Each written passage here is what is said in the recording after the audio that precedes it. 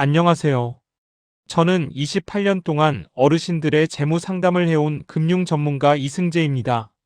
오늘은 정말 중요한 이야기를 꼭 전해드려야 할 것 같아서 이렇게 찾아뵙게 되었습니다. 요즘 뉴스를 보시면 은행에서 돈이 하루에 1조씩 빠져나간다는 소식 들으셨을 겁니다. 금리가 다시 오를 수도 있다는 이야기도 심심치 않게 나오고 있고요. 이런 변화가 우리 어르신들 삶에 어떤 영향을 미칠지 걱정되는 분들 많으실 겁니다. 그냥 지나가는 경제 뉴스가 아니라 여러분의 통장, 생활비, 집값과 직접 연결되는 문제거든요. 혹시 요즘 장 보실 때 물가가 오른 게 느껴지시나요? 그게 바로 이런 경제 변화와 연결되어 있습니다. 오늘 제가 준비한 내용은 어렵지 않습니다. 지금 당장 점검해야 할 5가지만 확인하시면 됩니다. 지난주에 상담실에 한 분이 찾아오셨습니다. 제가 10년 넘게 알고 지내던 이웃 동네 박영희 73세님이셨습니다. 그분은 평소에도 꼼꼼하게 가계부를 쓰시는 분이셨는데 최근 들어 뭔가 이상하다는 느낌을 받으셨다고 합니다. 금리가 오르면 예금 이자도 오르니까 오히려 좋은 거 아니냐고 생각하셨대요. 그런데 막상 통장을 보니 매달 나가는 돈이 점점 늘어나고 있더랍니다. 전기세는 겨울이 되면서 2만 원 넘게 올랐고요.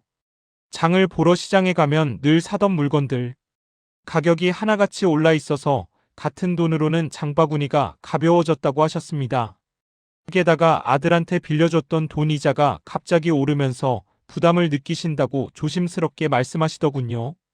그 이야기를 들으면서 저는 이게 한두 분만의 문제가 아니라는 걸 다시 한번 깨달았습니다. 오늘 이 영상이 여러분께도 도움이 되길 바라는 마음에서 끝까지 준비했으니 구독과 좋아요 눌러주시고 함께 살펴보시면 좋겠습니다. 작은 준비 하나가 내년 한 해를 완전히 바꿀 수 있습니다. 첫 번째로 말씀드릴 내용은 대출 부담이 갑자기 커질 수 있다는 점입니다. 금리가 오르면 가장 먼저 영향을 받는 게 바로 대출 이자입니다. 특히 변동금리로 빌리신 분들은 거의 바로 다음 달부터 이자가 올라갑니다. 고정금리는 계약 당시 정한 이자가 끝까지 유지되지만 변동금리는 시장 상황에 따라 몇 개월마다 조정되거든요. 한국금융연구원에서 조사한 자료를 보면 금리가 1%포인트만 올라도 평균 가계에서 부담하는 이자가 연간 12만 원 정도 늘어난다고 합니다. 한 달로 치면 1만 원 정도인데 이게 적어 보이시나요? 그런데 실제로는 대출 금액이 큰 경우 월 5만 원에서 10만 원까지도 늘어날 수 있습니다. 요즘처럼 물가도 오르고 생활비도 빠듯한 상황에서 매달 추가로 나가는 돈이 생긴다는 건 정말 부담스러운 일입니다. 실제 사례를 하나 말씀드리겠습니다. 김성호 68세님은 자녀 사업 자금을 돕기 위해 3년 전에 4천만 원을 은행에서 빌리셨습니다. 당시에는 금리가 낮아서 변동금리로 대출을 받으셨는데 이자가 연 3% 정도였습니다. 그러니까 한 달에 10만 원 정도만 이자로 내면 됐던 겁니다. 그런데 지난해부터 금리가 조금씩 오르기 시작하더니 올해 들어서는 5%까지 올랐습니다. 그러자 매달 내던 이자가 10만 원에서 17만 원으로 늘었습니다. 한 달에 7만 원이 더 나가는 겁니다. 처음에는 그래도 견딜만하다고 생각하셨대요. 그런데 몇 달 지나니까 그 7만 원이 생활비를 정말 많이 압박하더랍니다. 병원비 나갈 때도 있고 명절 준비도 해야 하는데 이자가 늘어나니까 다른 데서 쓸 돈을 줄일 수밖에 없었던 겁니다. 그분은 결국 저한테 상담을 요청하셨고 저는 변동금리를 고정금리로 전환하는 방법을 안내해드렸습니다. 고정금리는 조금 높아 보일 수 있지만 앞으로 금리가 더 오를 경우를 생각하면 오히려 안전합니다. 그분은 전환 후에 매달 나가는 이자가 확정되니까 생활 계획을 다시 세울 수 있게 됐다고 안도하셨습니다. 지금 이자 부담 때문에 고민이시라면 은행에 가셔서 본인 대출이 변동인지 고정인지 먼저 확인해 보시길 바랍니다. 그리고 가능하다면 고정금리 전환이나 상환 계획 조정을 꼭 상담받으세요. 두 번째는 물가 상승이 생활비를 직접 압박한다는 점입니다. 금리가 오르면 환율도 함께 움직이는 경우가 많습니다. 환율이 오른다는 건 우리나라 돈 가치가 낮아진다는 뜻이고, 그러면 외국에서 들여오는 물건 가격이 비싸집니다. 밀가루, 식용유, 고기 같은 것들이 대표적이죠. 한국은행 자료를 보면 환율이 10원만 올라도 소비자 물가가 약 0.02%포인트 상승하는 경향이 있다고 합니다. 수치로만 보면 작아 보이지만 여러 품목이 동시에 오르면 장바구니 전체 가격이 확 달라집니다. 게다가 요즘은 전기세, 가스비, 교통비까지 함께 오르고 있어서 체감 물가는 훨씬 더 높습니다. 정미숙 74세님 이야기를 들어보시면 이해가 쉬우실 겁니다. 이분은 혼자 사시면서 매달 생활비를 80만 원 정도 쓰셨습니다. 식비, 교통비, 공과금 다 합쳐서 그 정도였는데 올해 들어서 갑자기 생활비가 늘기 시작했습니다. 처음엔 본인이 씀씀이가 커진 줄 알고 아끼려고 노력하셨대요. 그런데 가계부를 자세히 보니까 본인이 더 쓴 게 아니라 물건값 자체가 오른 거였습니다. 마트에서 늘 사던 라면 한 봉지가 500원 올랐고 두부도 300원 올랐습니다.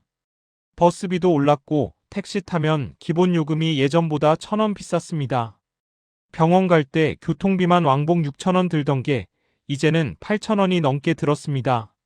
이렇게 하나하나 모이니까 한 달 생활비가 95만 원까지 늘어났습니다. 15만 원이 더 나간 겁니다. 연금은 그대로인데 생활비만 늘어나니까 저축할 여유가 완전히 사라졌다고 하셨습니다. 게다가 겨울이 되면서 난방비까지 오르니까 한 달에 100만 원 넘게 쓰게 될까봐 걱정이라고 하시더군요. 이분처럼 혼자 사시는 어르신들은 물가 상승을 더 직접적으로 체감하십니다. 그래서 저는 지출 항목을 한번 쭉 점검해 보시라고 권해드렸습니다. 어떤 항목이 가장 많이 올랐는지 확인하고 거기서부터 조정하는 게 효과적입니다. 예를 들어 교통비가 많이 올랐다면 가까운 곳은 걸어 다니시거나 경로 우대를 더 적극적으로 활용하시는 방법도 있습니다. 식비가 부담되신다면 대형마트보다 전통시장을 이용하거나 제철 식재료 위주로 장을 보시는 것도 도움이 됩니다. 무조건 줄이는 게 아니라 구조를 조정하는 겁니다. 세 번째는 소비가 줄면서 경기 전체가 안 좋아질 수 있다는 점입니다. 금리가 오르고 물가가 오르면 사람들이 지갑을 닫게 됩니다. 꼭 필요한 것만 사고 나머지는 미루게 되죠. 그러면 가게 매출이 줄고 자영업자들이 어려워집니다. 일자리도 줄어들 수 있고요. 국내 경제연구기관 자료를 보면 금리 인상기에는 소매 판매가 평균 2% 정도 감소하는 경향이 나타난다고 합니다. 이게 동네 경제에도 그대로 영향을 미칩니다. 식당, 미용실, 마트 할 것 없이 손님이 줄어들고 매출이 떨어지면서 경영이 어려워지는 겁니다. 실제로 윤경자 65세님은 20년 넘게 동네에서 작은 분식집을 운영하고 계십니다. 평소에는 점심시간에 손님이 꽉 차고 저녁에도 테이크아웃 주문이 꾸준히 들어왔습니다. 그런데 올해 들어서 확실히 손님이 줄었다고 하셨습니다. 전에는 점심에 20명 정도 오던 손님이 이제는 15명 정도로 줄었습니다. 20%가 감소한 겁니다. 저녁 테이크아웃도 예전 같지 않다고 하시더군요. 손님은 줄었는데 재료비는 그대로이고 임대료, 전기세, 가스비는 오히려 올랐습니다. 그러니까 매출은 줄고 고정비는 늘어서 남는 게 거의 없게 된 겁니다.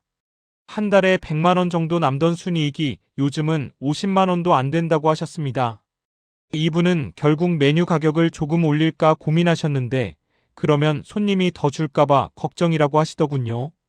저는 그분께 경기가 안 좋을 때는 무리하게 확장하거나 투자하지 말고 현재 상태를 유지하면서 고정비를 최소화하는 게 중요하다고 말씀드렸습니다. 장사하시는 분들도 그렇지만 일반 가정에서도 마찬가지입니다. 경기가 불안할 때 지출을 급격하게 줄이면 오히려 생활 리듬이 무너질 수 있습니다. 대신 필수 지출과 선택 지출을 구분해서 우선순위를 정하는 게 좋습니다. 요즘 주변에서 가게 문 닫는 곳 보이시나요? 그게 바로 이런 경기 변화와 연결되어 있습니다. 네 번째는 자산 가격이 흔들릴 수 있다는 점입니다. 금리가 오르면 주식, 부동산, 예금 모두 영향을 받습니다. 주식은 금리가 오르면 기업들이 대출 이자 부담이 커져서 실적이 나빠질 수 있고 그러면 주가가 떨어집니다. 부동산도 마찬가지입니다. 집을 사려는 사람들이 대출 이자 부담 때문에 매수를 미루게 되고 그러면 거래량이 줄면서 가격이 정체되거나 하락합니다. 국내외 여러 기관 분석을 보면 금리 상승기에는 주택 거래량이 평균 30% 이상 감소하는 경향이 관찰된다고 합니다. 반대로 예금은 금리가 오르면 이자, 수입이 늘어나니까 유리한 면이 있지만 물가 상승을 고려하면 실제 구매력은 그대로이거나 오히려 줄어들 수도 있습니다. 강민수 70세님 사례를 말씀드리겠습니다. 이분은 10년 전에 오피스텔 하나를 투자 목적으로 사셨습니다. 월세를 받아서 노후 생활비에 보태려는 계획이었습니다. 처음 몇 년은 세입자가 꾸준히 들어와서 월 60만 원씩 월세를 받으셨습니다. 그런데 작년부터 세입자가 나간 뒤로 새 세입자를 구하기가 너무 어려워졌다고 합니다. 주변에 오피스텔이 많이 생기면서 공급이 늘었고 금리가 오르니까 전세나 월세를 얻으려는 사람들도 줄어든 겁니다. 결국 6개월 동안 공실이 유지됐고 그 기간 동안 관리비와 재산세만 나갔습니다. 한 달에 20만 원씩 나가니까 6개월이면 120만 원이 손해였습니다. 게다가 오피스텔 가격도 살 때보다 1,000만 원 정도 떨어졌다고 합니다. 이분은 결국 월세를 10만 원 낮춰서 50만 원으로 내놓으셨고 그제야 세입자가 들어왔습니다. 수익이 줄어든 건 아쉽지만 공실보다는 낫다고 생각하셨답니다. 이 사례에서 보듯이 자산을 한 곳에만 몰아두면 시장 상황이 안 좋을 때 손실이 커질 수 있습니다. 그래서 저는 자산을 여러 곳에 분산해서 가지시라고 권해드립니다. 부동산, 예금, 주식, 현금 등을 적절히 섞어서 보유하시면 한쪽이 흔들려도 다른 쪽에서 버팀목이 되어줍니다. 지금 당장 급하게 매도하거나 옮기는 건 위험할 수 있으니 천천히 구조를 조정하시는 게 좋습니다. 다섯 번째는 현금 확보가 정말 중요하다는 점입니다. 금리가 흔들리고 경기가 불안할 때 가장 강한 자산은 바로 현금입니다. 현금이 있으면 급한 일이 생겨도 대응할 수 있고 좋은 기회가 왔을 때 바로 움직일 수도 있습니다. 국내 가계 보고서를 보면 위기 시에 현금을 충분히 보유했던 가구들이 회복 속도가 2배 빠르다는 분석이 있습니다. 그런데 많은 분들이 예금을 장기 상품에 다 묶어두거나 부동산에 몰아넣는 경우가 많습니다. 그러면 당장 돈이 필요할 때 어려움을 겪게 됩니다. 조영숙 73세님은 현금 관리를 정말 잘하시는 분입니다. 이분은 총 자산이 2억 정도 되는데 그중 3천만 원은 언제든지 꺼낼 수 있는 입출금 통장에 두고 계십니다. 5천만 원은 1년짜리 정기예금에 넣으셨고 나머지는 부동산과 주식에 분산해 두셨습니다. 최근 금리가 오르면서 정기예금 만기가 돌아왔을 때 이분은 금리를 다시 비교해서 더 높은 상품으로 갈아타셨습니다. 예전에는 연 3%였는데 이제는 4.5%를 받게 된 겁니다. 5천만 원이면 1년의 이자가 150만 원에서 225만 원으로 늘었습니다. 75만 원이 더 생긴 거죠. 게다가 입출금 통장에 여유 자금을 두셨기 때문에 손자 생일 선물을 사거나 갑자기 병원비가 필요할 때도 전혀 부담이 없으셨습니다.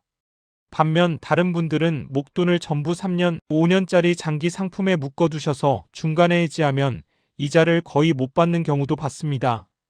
그래서 저는 항상 자산의 일부는 유동성 있는 현금 형태로 보유하시라고 권해드립니다. 전체 자산의 1020% 정도는 언제든 쓸 수 있는 돈으로 남겨두시는 게 안전합니다. 비상자금은 따로 마련해 두셨나요? 이제 앞에서 말씀드린 5가지를 실생활에서 어떻게 적용할 수 있는지 좀 더 구체적으로 알려드리겠습니다. 우선 지출 구조를 다시 정비하는 것부터 시작하셔야 합니다. 물가가 오르면 지출 구조도 자연스럽게 바뀝니다. 그런데 많은 분들이 예전 습관 그대로 쓰시다가 나중에 보니 돈이 많이 나갔다고 놀라십니다. 그래서 한 달에 한 번 정도는 가계부를 펴놓고 어디에 돈을 얼마나 썼는지 확인해 보시는 게 좋습니다. 특히 전기, 가스, 교통, 식비 같은 필수 항목은 매달 변화를 체크하시면 패턴이 보입니다. 예를 들어 겨울철 난방비가 작년보다 3만 원 올랐다면 실내 온도를 1도만 낮추거나 문풍지를 붙이는 것만으로도 일부 절감이 가능합니다. 식비도 마찬가지입니다. 외식을 한번 줄이고 집에서 해 드시면 한 끼에 2만 원 정도 아낄 수 있습니다. 이렇게 작은 조정들이 모이면 한 달에 10만 원 이상 아낄 수 있습니다. 요즘 지출 중에서 가장 조정하고 싶은 항목은 무엇인가요? 다음으로 금융 상품을 다시 점검해 보셔야 합니다. 많은 어르신들이 10년 전에 가입한 예금을 그대로 유지하고 계십니다. 그런데 그 사이 금리가 많이 바뀌었고 더 좋은 상품들이 많이 나왔습니다. 은행마다 금리도 다르고 우대 조건도 다릅니다.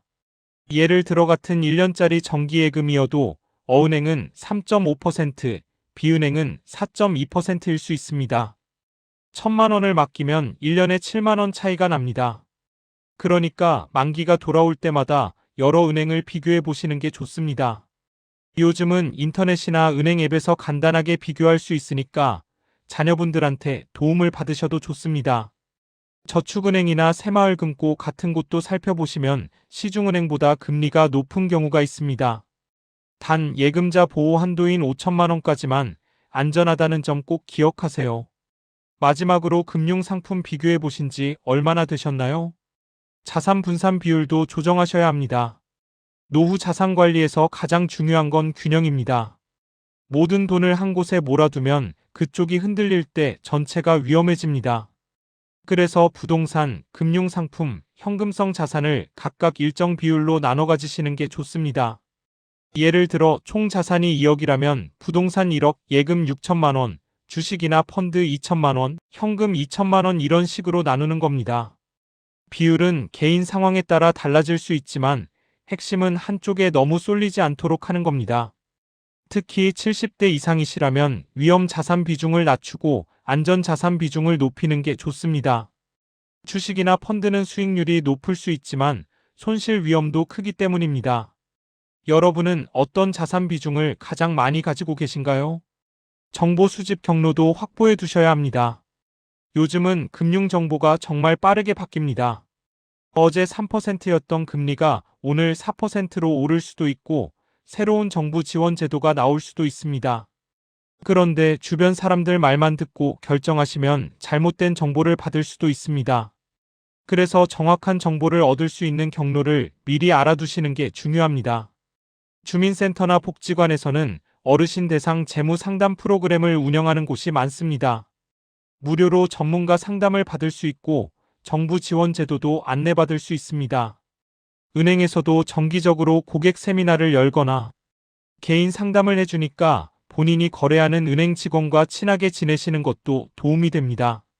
어디에서 재무 관련 정보를 주로 얻고 계신가요?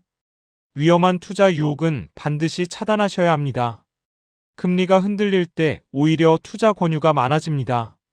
고수익을 보장한다거나 원금 보장의 이자도 높다는 식의 말로 유혹하는 경우가 있습니다. 그런데 세상에 공짜는 없습니다. 수익률이 높다는 건 그만큼 위험도 크다는 뜻입니다. 특히 지인이나 아는 사람이 권한다고 해서 무조건 믿으시면 안 됩니다. 실제로 보이스피싱이나 사기 투자로 노후 자금을 다 잃으신 분들 제가 많이 봤습니다. 그래서 투자 제안을 받으시면 일단 가족이나 전문가와 상의하시고 금융감독원이나 경찰청 사이트에서 해당 업체가 정식 등록되어 있는지 확인하세요. 급하게 결정하라고 재촉하거나 지금 아니면 기회가 없다고 하는 건 사기일 가능성이 높습니다. 본인 생활비와 여유 자금을 정확히 구분해서 생활비만큼은 절대 투자에 쓰지 마세요. 요즘 주변에서 투자 권유 받으신 적 있으신가요? 비상자금 계좌는 꼭 따로 마련해 두셔야 합니다. 살다 보면 예상치 못한 일이 생깁니다. 갑자기 아파서 병원에 가야 할 수도 있고 집에 수리할 곳이 생길 수도 있습니다. 경조사비도 나갈 수 있고요. 이럴 때 비상자금이 없으면 정기예금을 중도 해지하거나 대출을 받아야 할 수도 있습니다. 그러면 이자 손해를 보거나 빚이 생기게 됩니다. 그래서 생활비 계좌와는 별도로 비상자금 계좌를 하나 만들어 두시는 게 좋습니다. 금액은 월 생활비의 3배에서 6배 정도가 적당합니다. 예를 들어 한 달 생활비가 100만 원이라면 300만 원에서 600만 원 정도를 비상자금으로 확보해 두시는 겁니다. 이 돈은 입출금이 자유로운 통장에 넣어두시고 정말 급한 일이 아니면 쓰지 않는 게 원칙입니다. 여러분만의 비상자금 기준은 어떻게 잡고 계신가요? 마지막으로 생활 속 가격 변동을 직접 체크해 보시는 것도 중요합니다. 뉴스에서 물가가 올랐다고 하면 그냥 그렇구나 하고 넘어가기 쉽습니다. 그런데 내가 자주 사는 물건 가격을 직접 적어두고 비교해보면 체감이 확실히 다릅니다. 예를 들어 계란 한 판, 우유 한 팩, 두부 한 모, 식용유 한 통 가격을 한 달에 한 번씩 적어보세요.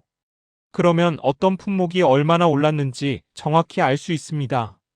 그럼 거기에 맞춰서 대체 품목을 찾거나 구매 시기를 조절할 수 있습니다. 마트 전단지나 할인 행사도 꼼꼼히 챙기시면 같은 물건을 더 싸게 살 수 있고요. 최근 한 달 사이 가장 많이 오른 품목은 무엇인가요? 오늘 말씀드린 내용을 정리하면 이렇습니다. 금리가 오르는 시기에는 작은 변화 하나하나가 노후 생활 전체를 흔들 수 있습니다. 잘못된 생각은 금리가 오르면 예금만 가지고 있으면 무조건 유리하다고 생각하는 겁니다. 하지만 진짜 중요한 건 금리 변화가 대출 이자, 생활비, 자산 가격, 경기 전체와 어떻게 연결되는지 이해하고 그에 맞춰 준비하는 겁니다. 아무 준비도 하지 않으면 매달 나가는 돈이 늘고 자산 가치는 떨어지고 불안감만 커질 수 있습니다. 반대로 지금부터 차근차근 대비하시면 이자, 수익을 늘리고 지출을 안정시키고 좋은 기회가 왔을 때 바로 움직일 수 있는 여유가 생깁니다. 오늘 당장 실천할 수 있는 한 가지를 꼭 말씀드리자면 바로 본인 자산을 한 번만이라도 다시 점검해 보시는 겁니다. 어디에 얼마가 있는지, 어떤 상품에 가입되어 있는지, 금리는 얼마인지, 만기는 언제인지 확인해 보세요. 종이에 적어도 좋고 엑셀 파일로 정리해도 좋습니다. 이 한 번의 점검이 내년 한 해를 완전히 바꿔줄 수 있습니다. 다음 영상에서는 금리 변동기에 어르신들이 활용할 수 있는 정부 지원, 제도와 금융 혜택을 더 자세히 알려드리겠습니다. 오늘 내용 중에 궁금한 점이나 더 알고 싶은 부분이 있으시면 댓글로 남겨주세요. 구독과 좋아요도 꼭 부탁드립니다. 여러분의 안정적인 노후를 위해 제가 계속 함께하겠습니다. 감사합니다.